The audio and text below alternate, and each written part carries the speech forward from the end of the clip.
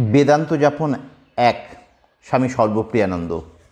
সংবেদনশীল আত্মচেতনা। অধ্যাত্মপথে নিজেকে উন্নীত করতে সচেষ্ট হলেও এই যে চারপাশে মানুষের এত কষ্ট, শোক, এসব দেখে খুব বিবল, অবসন্ন লাগে, বিব্রত হয়ে পড়ি। নিজের পাশাপাশি সকলকে কি করে ভালো রাখব? সত্যি বলতে এমনটিই হওয়া উচিত। একজন সংবেদনশীল এভাবে ভাবতে বাধ্য। মানুষ যদি অন্যের কষ্ট অনুভবই নাই করল, তাহলে সে তো পাষাণ হৃদয়। কিন্তু কি জানেন তো, আপনাকে যেমন অনুভবী হতে হবে, তেমনই হতে হবে বাস্তববাদী। অন্যের দুঃখে আমরা দুঃখী অবশ্যই হব, সে খুব ভালো কথা, কিন্তু একই সঙ্গে তাতে বিহ্বল হলে চলবে না। আমার নিজের অধ্যাত্ম পথে আমাকে সবসময় প্রতিষ্ঠিত থাকতে হবে। আমরা ব্যক্তিগত শোকতাপ থেকে উত্তীর্ণ হই কিভাবে? এই আধ্যাত্মিকতার সাহায্যেই তো। কিন্তু নিজের আধ্যাত্মিকতার মাধ্যমে অন্যের যন্ত্রণার উপশম কি সম্ভব? অবশ্যই সম্ভব। আপনি যেভাবে আপনার চারপাশ দেখতে অভ্যস্ত, তেমন একটি পথকেই ধরুন না। যদি একজন কর্মযোগীর কথাই বলি, তার ভাবনা সবসময় কেমন জানেন? মানুষের সেবা করাই তার জীবনের একমাত্র সত্য। তার চারপাশের সব মানুষের সেবায়, দুঃখ কষ্ট দূর করার কাজে তিনি এমন নিমগ্ন থাকেন যে কখনো যদিও বা তার ব্যক্তিগত কোনো সমস্যা এসে উপস্থিত হলো, কেউ খারাপ ব্যবহার করলো বা আর্থিক অনটন, সেসবকে তার বড় তুচ্ছ মনে হয়।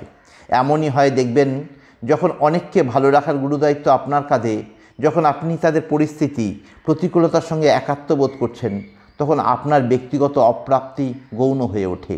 উল্টো দিকে আবার এমন মানুষও আছেন যারা আধ্যাত্ম পথে এসেও পরার্থকর্মে নিজেদের নিয়োজিত না করার ফলে নিঃস্বার্থ হওয়ার বদলে আরও বেশি স্বার্থপর হয়ে ওঠেন।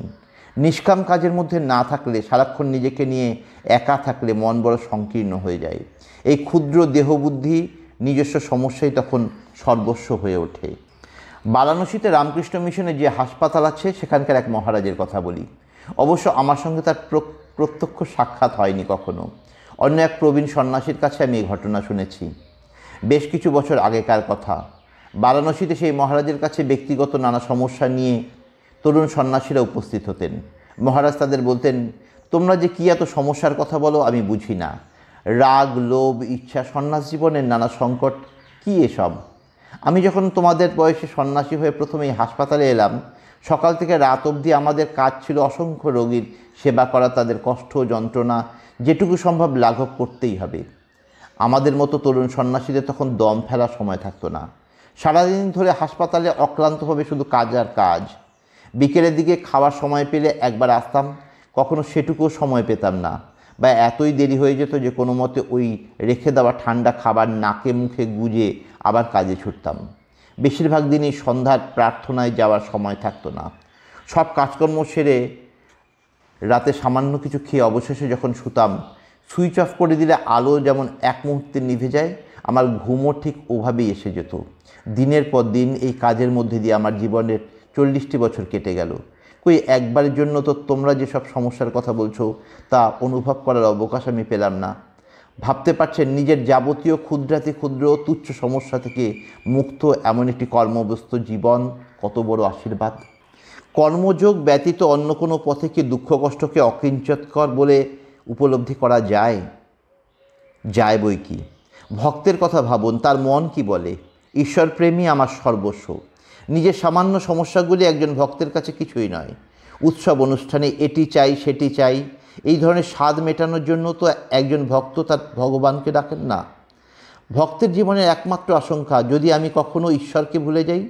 আর ভক্তের জীবনের একমাত্র সার্থকতা নিরন্তর ঈশ্বর ধ্যান ও ঈশ্বরের সান্নিধ্য লাভ। মনে পড়ে মহাভারতে কুরুক্ষেত্রের যুদ্ধ শেষে কুন্তী শ্রীকৃষ্ণের কাছে প্রার্থনা করছেন, জন্ম জন্মান্তর ধরে আমাকে যদি ফিরে ফিরে আসতেই হয়, আমাকে শোক সন্তাপ দিও প্রভু, যাতে আমি তোমাকে না ভুলি। কি গভীর আরতি বলুন তো। ঈশ্বর যিনি কিনা চাইলেই সব দিয়ে দিতে পারেন, তার কাছে দুঃখ কে চায়? আবার জ্ঞানীর ক্ষেত্রে আপ্তবাক্যটি হলো, আমি সচ্চিদানন্দ, আমি সেই অসীম চেতনাকাশ, যার মাঝে ভালো খারাপ, সুখ দুঃখ ক্ষণিকের জন্য ফুটে ওঠে আবার হারিয়েও যায়। ঠিক যেমন আকাশে মেঘেদের আনাগোনার শেষেও আকাশ অপরিবর্তিত অবিচলিত থেকে যায়, তেমন জ্ঞানী সুখকর ঘটনাতেও চমৎকৃত হন না, দুঃখেও ভেঙে পড়েন না। কারণ সুখ বলি বা দুঃখই বলি, সবই সাময়িক, এবং যা কিছু সাময়িক আসা যাওয়ার নিয়মে বাধা, তার সঙ্গে যা শাশ্বত তা কোনোভাবেই সম্পর্কিত নয়। আমরা প্রত্যেকেই সেই অনন্ত শাশ্বত সত্তা। এই ক্ষণিকের পার্থিব বিষয় নিয়ে আমরা বিচলিত হব কেন?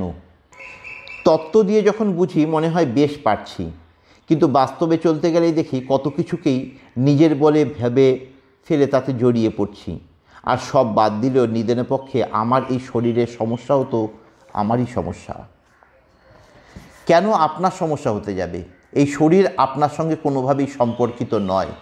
শুধুমাত্র আপনি যে এই দেহটি নন তাই নয়, এই দেহ আপনার নিজস্ব সম্পত্তিও নয়। নিজকে দেহজ্ঞান করতে আমরা যদি বা অস্বীকার করি, এই দেহটি আমার এমন ধারণার কিন্তু আমরা অনেকেই বশবর্তী হই। অথচ আদপে তা একদমই নয়। প্রকৃতিরই সৃষ্টি এই দেহ, যে পঞ্চভূতে শরীর গঠিত, ক্ষিতি, অপ, তেজ, মরুৎ, বোম, তারা কি আপনার ব্যক্তিগত সম্পত্তি? শরীরের মধ্যে পিরিয়ডিক টেবিলে যে 70-80টি মৌল উপস্থিত, তারা কি আপনার সম্পদ? ব্যক্তিগত কোনো সম্পদ থেকে সৃষ্ট জিনিসকে দেখিয়ে না হয় দাবি করা যায় এর উপাদান আমি যোগান দিয়েছিলাম, তাই জিনিসটি আমার। শরীরের ক্ষেত্রে কি আপনি সেরকম বলতে পারবেন? শরীরকে কি আপনি নিয়ন্ত্রণ করতে পারেন? শরীর মানে আপনাকে? কদাচ নয়। এই শরীরের মধ্যে প্রতিনিয়ত যা কিছু ঘটে চলেছে তার অধিকাংশ সম্বন্ধে আমাদের বিন্দুমাত্র ধারণাও নেই। তবু যে অল্প কিছু শারীরবৃত্তীয় কাজ মনে করি আমাদের নিয়ন্ত্রণে আছে, আমাদের কোনো ধারণাই নেই যে সেসব কিভাবে আমাদের নিয়ন্ত্রণে আছে। পাচনতন্ত্র, হরমোনের নিঃসরণ, মাথায় নিউরনের কাজকর্ম, কিডনি, লিভার, এরা যে কিভাবে কাজ করে চলেছে, কিভাবে আমাদের হৃদযন্ত্র সারা জীবন রক্ত পাম্প করে চলেছে, এক অত্যাশ্চর্য বিষয়। প্রকৃতি এসবের স্রষ্টা আর পরিচালক, আমরা নই। ভাগ্যিস এক মুহূর্তের জন্য যদি প্রকৃতি হাত তুলে বলে দেয় তোমার শরীর তুমি চালাও, তাহলেই হয়েছে। 2 মিনিটের মধ্যে শারীরিক ক্রিয়াকলাপ সব বন্ধ হয়ে যাবে। অবাক লাগছে। এমনকি শ্বাস নেওয়ার মতো কাজটুকু অন্তত আমরা সচেতনভাবে করছি বলে মনে করি, কিন্তু আমরা কি বোঝাতে পারবো ঠিক কিভাবে করছি? মনের মধ্যে চিন্তা এলো শ্বাস নেব, নিলামও, কিন্তু ভাবা থেকে নেওয়ায় কিভাবে গেলাম জানি না। আশ্চর্য, অদ্ভুত ব্যাপার। মনে হয় নিজেই করছি, কিন্তু না, একেবারেই নিজে করছি না। ছোট্ট একটা স্ট্রোক, প্যারালিসিস হলেই আর ভেবে কুল পাবো না কিভাবে এতক্ষণ যে হাত অনায়াসে আমরা তুলতে পারছিলাম, এখন আর কিছুতেই পারছি না। কাজে এই শরীর আমাদের নিয়ন্ত্রণ ব্যতীতই চলছে এবং একদিন এভাবেই দেহ চলেও যাবে। বেশ, শরীর তবু স্থূল, তার সঙ্গে আমি কোনোভাবেই সম্পর্কিত নই, এটি নিজেকে তবু একভাবে না হয় বোঝালাম। কিন্তু মন, সে তো আমারই, আমি তো তাকে চালনা করছি। মন আপনার কথা শোনে? মনের মধ্যে এই যে নিরন্তর ভাবনা, চিন্তাস্রোত, উদ্যম, ইচ্ছা বুদবুদের মতো উঠে আসছে, আপনার জীবনটিকে চালনা করছে, এরা সব আসছে কোথা থেকে? কোথা থেকে একরাশ অন্ধকার ভাবনা এসে আপনাকে অবসাদে ডুবিয়ে দিচ্ছে। উইলিয়াম স্টাইরনের লেখা মেমোয়ার্স অফ ম্যাডনেস পড়লে বুঝতে পারবেন তার মধ্যেকার অন্ধকার কি গাঢ়, কি গভীর ছিল। স্টাইরন এক জায়গায় লিখছেন কিভাবে একবার তিনি অবসাদে আত্মহননের চেষ্টা করেছিলেন। ভাগ্যক্রমে সেই চেষ্টা প্রতিহত করা গিয়েছিল। পরে মনোরোগের ওষুধে যখন স্টাইরন ক্রমশ সুস্থ হয়ে উঠছেন, তখন তার অবাক লাগছে, ভাবতেই পারছেন না কেন আত্মহত্যার কথা ভেবেছিলেন। জীবনে সবই যেমন চলার কথা তেমনই তো চলছেও। এক লহমায় কখন যেন অন্ধকার কিছু ভাবনা এসে মৃত্যুর দিকে টেনে নিয়ে যাচ্ছিল তার মনকে, অর্থাৎ মনের উপরেও কোনো নিয়ন্ত্রণ নেই আমাদের। শেষ অবধি দেখবেন এসব কোনো কিছুই আপনার সঙ্গে সম্পর্কিত নয়। মায়া বলুন, ঈশ্বর বলুন, এসব তারই এক একটি অভিক্ষেপ মাত্র। জীবন নামক নাটকটি প্রতিনিয়ত অভিনীত হয়ে চলেছে চেতনার মঞ্চে। সেই চেতনা হলেন আপনি, আমরা প্রত্যেকে। এই দৃষ্টিভঙ্গি থেকেই যখন দেখতে শুরু করবেন, তখন কোথায় জাগতিক এত সমস্যা? তারা আসুক, চলে যাক, আপনার সঙ্গে বিন্দুমাত্র কোনো যোগ নেই তাদের। তাহলে বস্তু জগতের সমস্যা এসে উপস্থিত হলে এত ভয় করে কেন? আমার অস্তিত্বের সঙ্গে এই সব কিছু যদি কোনোভাবেই সম্পর্কিত না হয়, আমার দুঃখ কষ্টও কি আদৌ জাগতিক বিষয় থেকে উদ্ভূত? একটি কথা বলি, জেনে রাখুন, আপনাকে কেউ হনন করতে পারে না। এখন থেকে বছরের পর বছর, যুগের পর যুগ, জীবনের পর জীবন পার করতে করতে মিলিয়ে দেখবেন এই কথা, আমি আছি। হয়তো বৃদ্ধ, হয়তো রুগ্ন, তবু আমি আছি। হয়তো মৃত্যুও হয়েছে দেহের, তবুও আমি আছি। হয়তো জন্ম পেরিয়ে আবার সদ্যজাত শিশু, তবু সেই আমি আছি। আমাদের সার যা, মৃত্যু তাকে ছুঁতে পারে না। শরীরের ক্ষয় হতে পারে, মনে উদ্বেগ আসতে পারে, কিন্তু আমাদের মূলে যা অস্তিত্ব, জাগতিক সমস্যা তাকে কোনোদিনও ছুঁতে পারবে না। যদি দেখার চোখ এইরকমই হয়, তাহলে নিজের বা অপরের কারোর সমস্যাই আপনাকে উদ্বিগ্ন করবে না, বরং আপনি অন্যকে সাহায্য করতে এগিয়ে আসতে পারবেন। এমনটি হওয়া উচিত। অন্যকে সাহায্য করতে চাইলে নিজের উদ্বিগ্ন হলে কি চলে? রোগীর কষ্টে ডাক্তার যদি বিহ্বল হয়ে পড়েন, তিনি সাহায্য করবেন কি করে? যদি এই সত্য আপনি জেনে থাকেন যে আমাদের অন্তরে এমন একটা কিছু আছে যাকে কোনো আঘাত, পীড়া স্পর্শ করতে পারে না, তাহলে আপনি অন্যকেও সাহায্য করতে পারবেন। আপনি শুধু সেই সত্য উপলব্ধি করুন, আর সেই উপলব্ধিতে নিজেকে ধরে রাখুন।